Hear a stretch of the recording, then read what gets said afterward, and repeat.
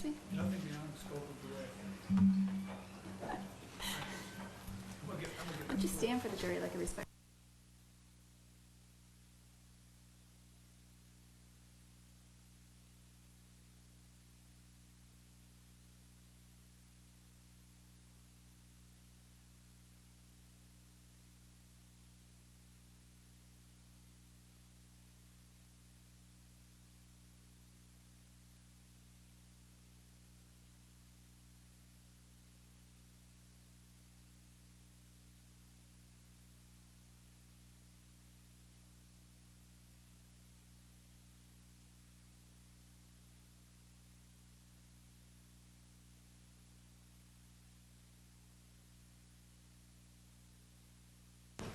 Come on in, ladies and gentlemen, make yourself comfortable. Come on in, ladies and gentlemen, make yourself comfortable. You can be seated in any seat.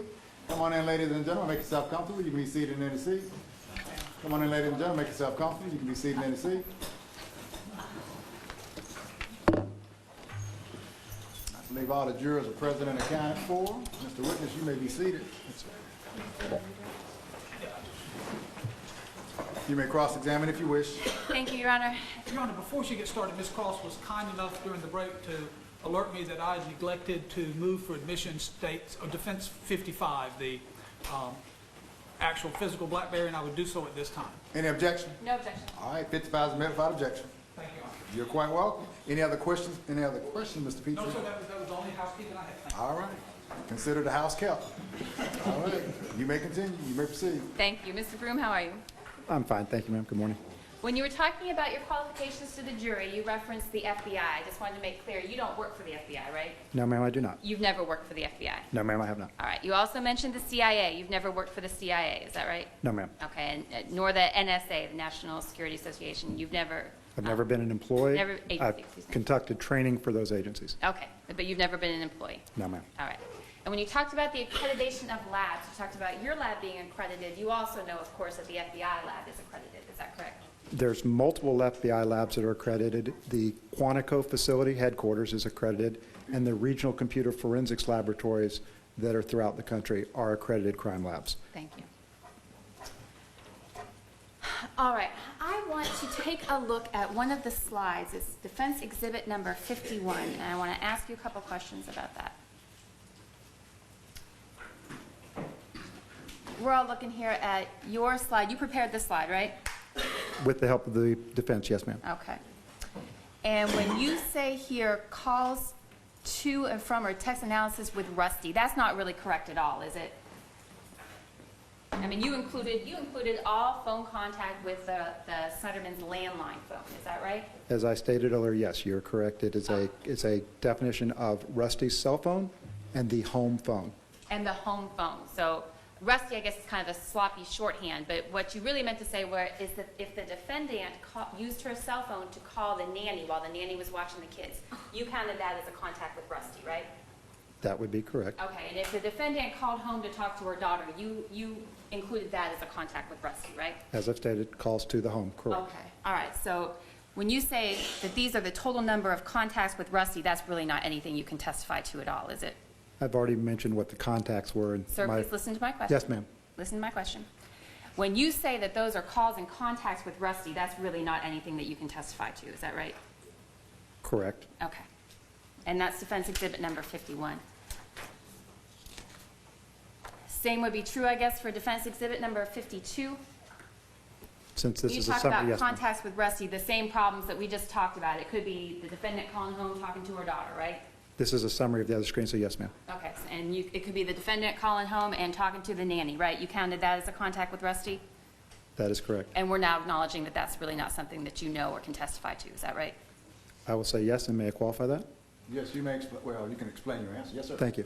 The same would be true for anyone's cell phone. I don't know who was talking on your phone, so therefore any contact from your phone wouldn't necessarily be from you either. Well, that's fair enough, and let's talk about that. Do you have your cell phone on you now? Or I did you do. have it when you walked into the courtroom? I do. Okay. And if an individual carries around a personal cell phone and is generally the person who has and uses that cell phone, is it a safer assumption that that person is in fact the person who answers the calls and makes the calls that show up on the cell phone records that you reviewed? Absolutely. It's an assumption. As opposed to a landline phone. Is that Is it your understanding, or would you assume that anyone living in the household would have access to making calls and receiving calls on the landline phone? That's an assumption In that can be normal made, yes, ma'am. circumstances? Okay. Now, I want to ask you about your slide, Defense Exhibit number 53. Now, you talked about Defense Exhibit number 53, an October 22nd trip to Greenbelt, South Carolina. Do you remember your testimony about that? Yes, ma'am. Were you aware that that was actually an overnight trip? It was the 21st and the 22nd of October 2010. No, Were you ma'am. aware of that? No, ma'am. Okay, so in your analysis, nobody asked you about the 21st of October 2010. That is correct. You just talked about one day of the two-day trip. Correct. That's right? Okay. I believe you testified similarly about an August trip to Greenville, South Carolina. You provided some testimony about August 20, was it 27th? I'm sorry, here, let me put up Defense Exhibit number 54. Defense Exhibit number 54, again, the first part of that slide, there are no calls between Melanie White and Hemi Newman during the October 22nd, 2010 Greenville trip. I want to ask you a couple questions about that. We now know that that was an overnight trip, so it was actually the 21st and the 22nd, is that right? Assume for me that this was an overnight trip, that the evidence has already been established that that was a trip that was taken on the 21st and the 22nd of 2010. Your information on slide, I'm sorry, Defense Exhibit number 54 doesn't reflect any contact on October 21st, is that right? Yes, ma'am. Okay, so that's only one of the two-day trips, or one day of the two-day trip, is that right? Assuming what you just told me is true, yes. Okay, and you looked at Melanie White's cell phone records, is that right? I'm sorry, you identified Melanie White, as you did in slide number 54, by the cell phone number that you were provided for her, is that right? Looking at Hemi Newman's phone records, yes, ma'am. Okay, what about her home phone? No, ma'am, did not look at that. Okay, so if you are now made aware that Ms. White testified to this jury that some of her contact with Hemi Newman occurred while she was using her home phone or her landline phone, that's not showing up in your contact here, right? That would be correct. Okay. Let's go to the second point that you have on there, the August 26, 2010 Greenbelt trip. Are you aware, or were you aware, when you put together this slide, that too was an overnight trip? That was a trip that occurred on August 26th through August 27th, 2010. Were you aware of that? No, ma'am. Okay, so if in fact that's true, and let's assume for the purposes of my question that it is, your information here, that would be incorrect for the entirety of that Greenbelt trip. Is that right? I need you to rephrase, please. I'm sorry. Well, let me say this. If there were calls on August 27th, 2010 from Greenbelt, from Mr. Newman's phone to Melanie White's phone, that information wouldn't be included on your slide here. Is that right? That is correct. Okay, so you don't have any information about the calls that were made between Melanie White and Hemi Newman on August 27th, 2010. That is correct. Okay. And again, the only Melanie White phone number you had was her cell phone. Is that is what was identified to you, right? Correct. All right. So if any contacts occur between Hemi Newman and Melanie White while she was using her landline phone, as she testified to this jury, that wouldn't be included on your slide either. That's correct. Okay.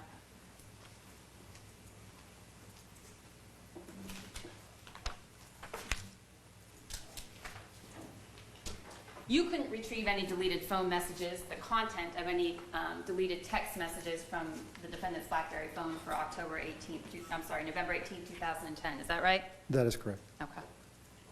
You know they were made, right? You know there were text messages between Hemi Newman and Andrea Sneiderman. You know that from the phone records, correct? That is correct. And you, in your analysis, you weren't able to retrieve the content of those text messages either, were you? That is correct. All right. Mr. Broom, you also testified about the data usage. Do you recall that testimony? I do. You recall testifying that you used not the cell phone, the actual phone call information per the phone records that you reviewed, and not the information that you received from the text messages from the cell phones that you reviewed. You testified that you used the data usage from the AT&T information in order to put Mr. Newman in a location somewhat south of Longmont, Colorado. Do you remember that? Yes, ma'am, I do. You're aware, aren't you, of the problems of the unreliability of the AT&T data usage information as far as you're able to map a location using that information? You're aware of the difficulty they've had in that, haven't you? I am aware, and I have a follow-up. Listen to my questions, please, and answer my questions. You're aware that there's problems, right? I am aware, yes. Okay, and you're aware that the FBI won't use that information in order to establish a general geographic location for anybody because it's just unreliable. You're aware of that, right? I am aware, and I have a follow-up. Please answer my questions. Your Honor, I'm going to object. I think he's using the word follow-up, and I think that's clear. Well, now, that's the term I'm hearing, Mr. Now. You're going to interpret his word? Yes, I think he's trying to explain his answer. Well, now, I understand what you're saying, Mr. Petrie, and I will allow him to explain any answer, but he's using the term he has a follow-up. So your objection is But what, he's Mr. trying to explain his answer, and she's moving on to the next question before allowing him to. My question is whether he is aware of something. Well, I understand that. Yes, Mr. Petrie, yes, Mr. Petrie, you're making the objection that he's using the term follow-up and he should be using to explain his answer. I think whether or not he's using the vernacular that we use in this courtroom, he is attempting to explain his answer, and he is allowed to do so. Oh, let me say this as clear as I can, Mr. Petrie. He's always allowed to, explain his answer. So if you want him to explain his answer, I would allow that. Right. So, sir, if you need to explain your answer, you may explain your answer, but that's not what he was relaying as far as the words he was using. I understand. But you can explain your answer. Yes, sir. Thank you, Your Honor. You're aware, right, that the FBI doesn't consider the data usage information reliable for purposes of providing a geographic location. You're aware of that, right? Except the way you're phrasing the question is incorrect. They do use it to establish geographical location, meaning a state, a county. They don't establish it to establish a precise location. Like you were trying to do. No, ma'am. I was trying to use an investigative tool to show me an area. I was not trying to place somebody in any area. I was trying to expand my investigation. Just like when you conduct any investigation, you start with the broad and you work your way in. I had a tool of, I'm still explaining my answer, ma'am. Time out, time out. Counsel, don't cut him off. He's allowed to explain his answer. If you have an objection that he's going beyond that, I'll listen to I the do, objection. Your Honor. I Don't think cut that him a off. witness's answer is non-responsive to the question. Sir, you are allowed to answer the question. You may explain the answer. Yes, sir. All right? Yes, sir. So now, have you completed the explanation of her last question? Yes, sir. All right. All right, and using that unreliable information, you sought to obtain any hotel records that you could for Hemi Newman in that location, right? Except the information wasn't unreliable. Right. You It brought got me all to the area. Excuse me. You brought all of your Hold on, skills. time out. If the question, Mr. Daniels, calls for a yes or no answer, yes or no, then you can explain. Understood, sir. All right. Next question. You attempted to find hotel records, is that right? That is correct. You were unsuccessful in doing that. Is that right? Correct. You brought all of your skills as a private investigator to bear, correct? Yes, ma'am. All right. And you were unable to locate any hotel records or get any information indicating that Hemi Newman was registered at a hotel anywhere in the Longmont, Colorado area in July of 2010. Is that right? When I looked at it 3 years later, yes, ma'am. All right. Mr. Broom, you're being paid for your services, correct? My lab was compensated for our time to conduct an investigation, and yes, I'm being compensated for my time. And can you approximate for the jury, please, how much compensation has your firm obtained or billed as a result of your testimony? I'm sorry, and the work you've done on this case? Certainly. The examination that we conducted of multiple cell phones, computer devices in the case, and the private investigation work we've done all amounted to approximately $40,000. $40,000? Yes, ma'am.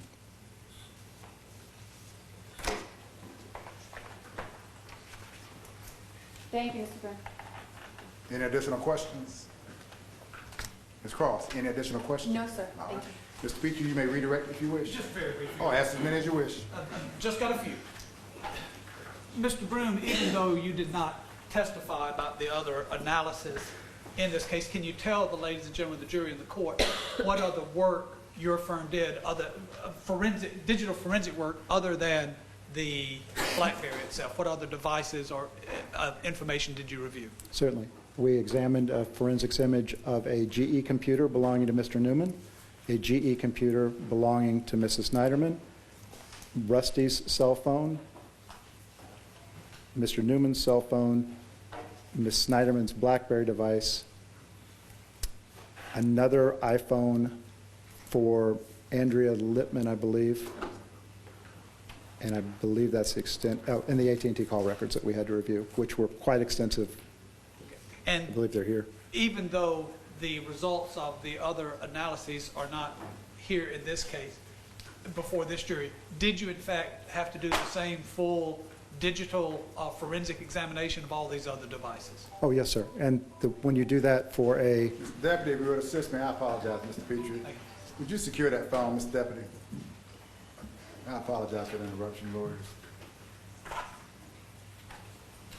You may continue, Thank sir. you. And you have to charge, or you charge for the work you do, whether or not you end up having to testify about it. Is that correct? Yes, sir. That's all I have, Your Honor. Any read, direct? No, sir. Lawyers, may this witness be released in excuse me subpoena? Mr. Petrie? No objection from the defense, Your Honor. No objection, Your Honor. Yes, sir, you're free to go. Thanks, sir. Thank you. Have a good day. Thank you. Drive safely. Call your next witness. Mr. Clegg, we're, Yes, sir. all right. Yes. Ladies and gentlemen, I need, with the assistance of Deputy Garrett, I need you to step into the jury room a moment, please. Thank you very much for your patience.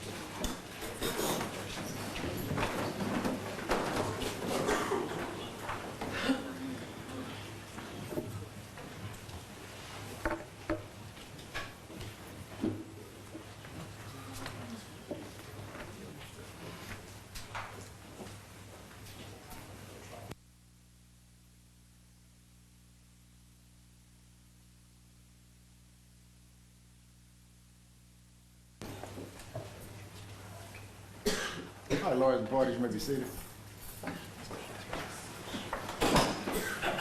All right, Mr. Clegg, are we at that point? Yes, we are, in fact, Your Honor. All right. Mr. Clegg, Mrs. Sneiderman, would you stand, please?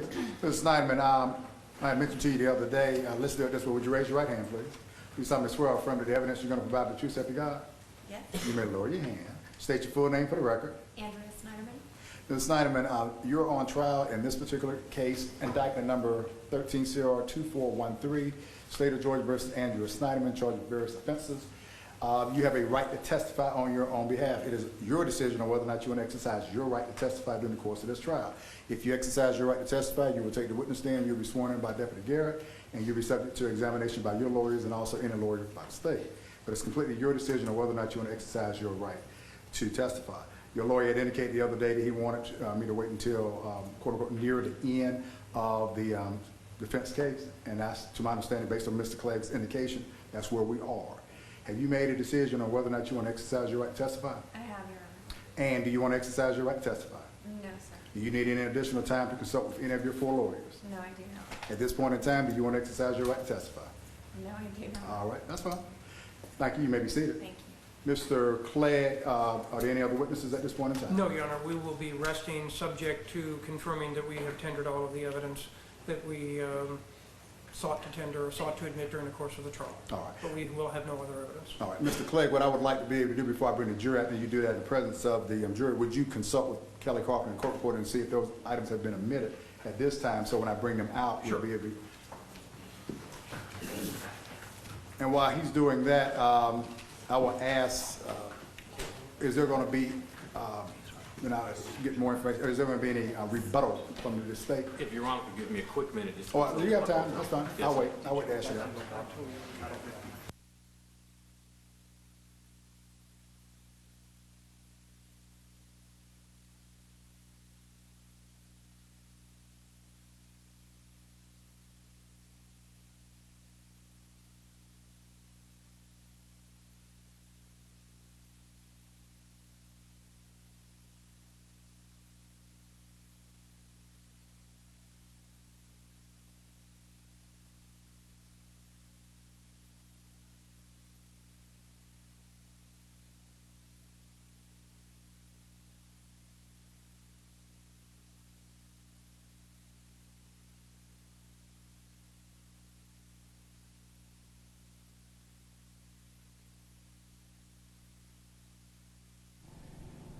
Jeff Hollinger back with Zara Karanchak, our attorney who is with us today. So the word has come forth.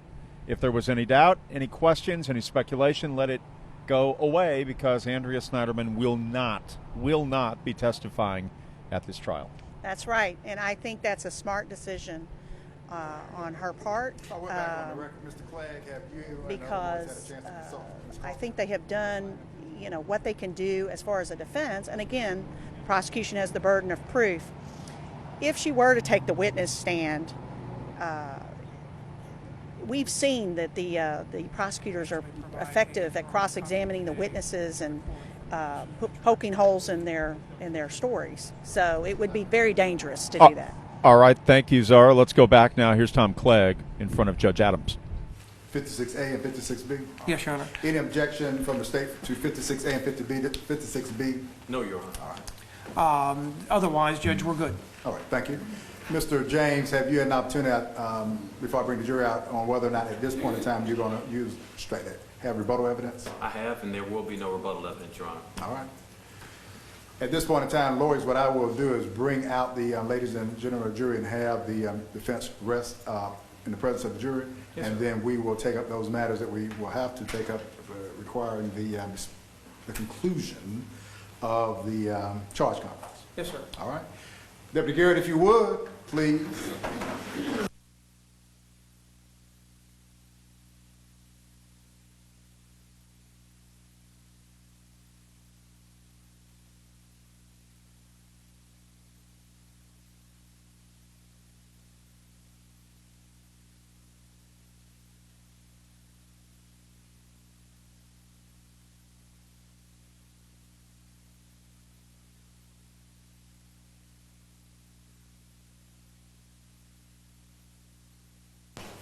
Lawyers, Ms. Carpenter has brought to my attention apparently it's 3. It's actually 56. Lawyers, Ms. Carpenter has brought to my attention apparently it's 3. It's actually 56, 56 alpha, 56B. Is there any objection to any 3 of those discs from the state? 56A, 56B. It's 56, 56A, and 56B. Should be 3. I had mentioned 2, but actually there are 3 items. Yeah. We'll deal with it. Yeah. That's fine. Come on in, ladies and gentlemen, make yourself comfortable. Come on in, ladies and gentlemen, make yourself comfortable.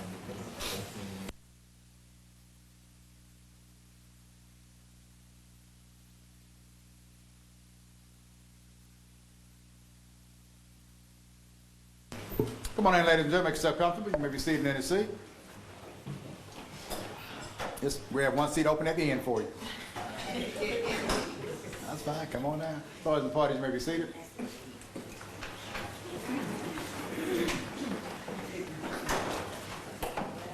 All right, Mr. Clegg, you may proceed, sir. Your Honor, at this time, the defense would rest. All right, ladies and gentlemen, at this point in time, the defense has also rested. The state rested earlier. At this point in time, I will ask the state, is there any rebuttal evidence to be presented? No, Your Honor. At this point in time, ladies and gentlemen, both the state and defense has rested its case as far as the presentation of evidence of the proceeding has concluded.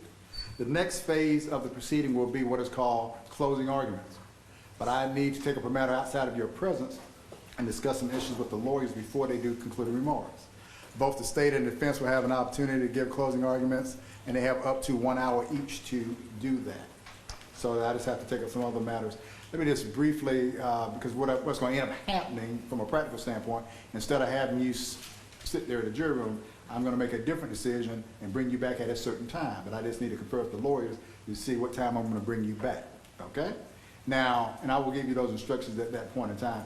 And I'm going to give you some of those instructions right now. And when I do release you, although we are not there yet, you still have to keep an open mind, listen to all the arguments and the law that I will provide you. But when I do release you, do not discuss the case or allow anyone to discuss the case with you. And when I do release you, I will need you, my preference is for you to leave the 5th floor, so you won't interact with anyone you should not interact with. If you do decide to have a meal or whatever during this break, just don't let anyone sit next to you or to discuss the case, or sit near anyone who may be discussing the case. You're going to have to either ask them to move or move away from you. Do not read or look at any media coverage pertaining to this case. Do not go upon the internet and do any research about this case. Do not blog about this case while it is ongoing, and it is still ongoing.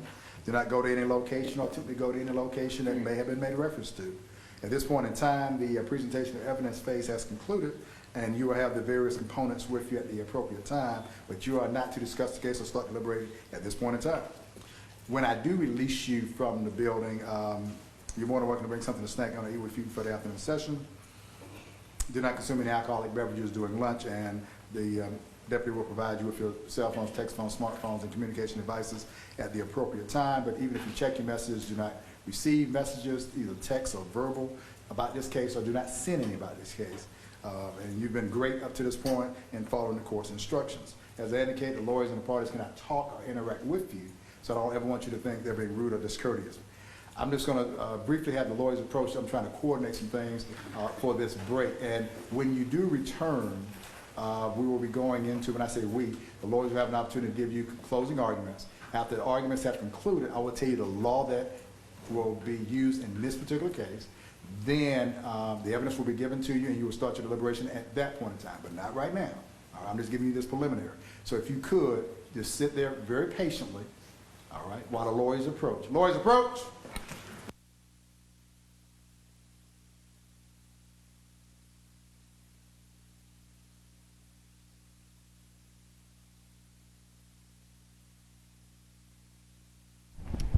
Jeff Hullinger back with Zara Karenchak, our attorney who is with us.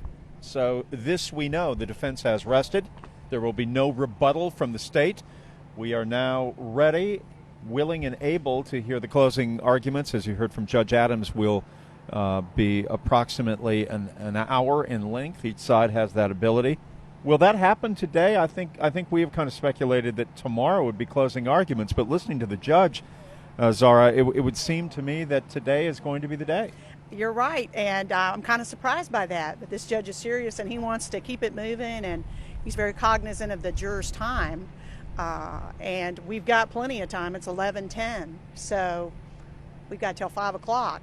And he also mentioned they're going to do the jury conference and get their jury charges down, and there may be some discussions of those. And what does that mean?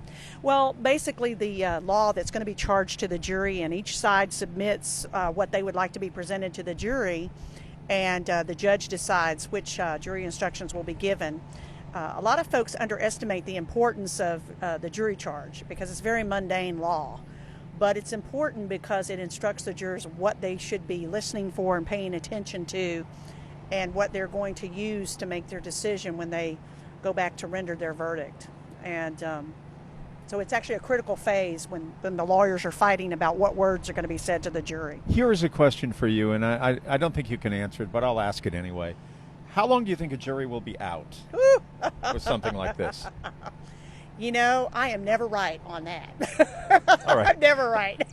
All right, counsel, I will retract my question then. All right, let's go back into the courtroom. We'll have more with Zara Karenchak as we get ready for the lunch break, which should happen within about 40 minutes. I'm going to change your schedule a little bit, which is wonderful. Change is good. Okay. I'm going to bring you back, instead of my normal time at 1:30, we're going to change that just a little bit. I'm going to bring you back at 1 o'clock. Okay. It still gives you time to do what you need to do, but it also gives me time to do what I need to do with the lawyers and the parties. Okay. Now, those instructions that I gave you, let me just make sure we're on the same page. I know you just heard me give them to you a minute ago, but I just want to make sure we're clear. Because we are clear. Do not discuss the case or allow anyone to discuss the case with, even if you decide to go to lunch, because I know as time goes on, people go to lunch, which is okay. But don't go to lunch right now talking about this case. Do not remain upon the floor. Do not go on the internet. Do not look at any media coverage. Do not talk to any reporters, give any interviews pertaining to this case. Do not go to any location that may have been made reference to. Do not blog about this case while it's ongoing. Do not go to any location that may have been made reference to. All the evidence has been presented at this point in time and is closed. As I said, the next phase of the proceeding when you return will be closing arguments, and I will give you the law that applies to this particular case. And then at that point only will you start actually deliberation. You're going to check your message and everything at this point in time. The lawyers and parties cannot talk with you outside the presence of the court. I don't ever want you to think they're being rude or discourteous. All right? What I'm going to do is release you, and I want you physically back in the jury room at 1 o'clock. 1 o'clock. 1 o'clock. It's a little bit different, which is okay. Change is good. But 1 o'clock. 1 o'clock. And the reason I'm repeating that because I know we're all creatures of habit. 1 o'clock is going to be a real time. 1 o'clock. Any questions about logistics? Wonderful. Hearing none, follow the instructions of Deputy Garrett. Take your notepads and leave them there in the jury room. And I'll see you back at 1 o'clock. 1 o'clock. 1 o'clock. Just an early lunch for you, but 1 o'clock. You don't have to eat, but just be back at 1 o'clock. And just leave your notepads there, turn them face down. Nobody's going to look at your notes but you. I'll see you back at 1 o'clock. Lawyers and parties, you may be seated. And lawyers, as soon as the door closes, we're going to go back on the record, Kelly. The lawyers need a break before we go on the record. Wonderful. Hearing no one needing a break. All right. Let's go ahead and conclude the charge conference at this point in time. Yes, Mr. Jones. Your Honor, may I be excused? My co-counsels are going to handle the charge conference with myself and Mr. Pasquale. Yes, sir. You may. Yes, sir. Your Honor, before we proceed with the charge conference, we'd like to make a motion. Oh, I'm sorry. I apologize. Yes, sir, I'm sorry. We have Oh, yeah, yes, sir, yes, sir, yes, sir, oh, yes, sir, yes, sir, I'm not prohibiting anyone, yes, sir, yes, sir. Your Honor, just respectfully, now that the state has closed its case, we would like to